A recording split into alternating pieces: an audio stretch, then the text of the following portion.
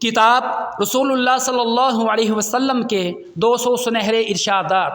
ارشاد number 44، من اصبح منکم، جس شخص نے اپنے اہل و عیال کے درمیان امن و امان کی حالت میں صبح کی، آمناً فی سربہ معافاً فی جسدہ، وہ جسمانی لحاظ سے تندرست تھا، عندہ قوت یومہ، اور اس دن کا سامان گزر بسر بھی اسے میسر تھا، فکأنما حیزت لہ الدنیا، تو وہ ایسے ہے جیسے ساری دنیا اسے سمیٹ کر دے دی گئی۔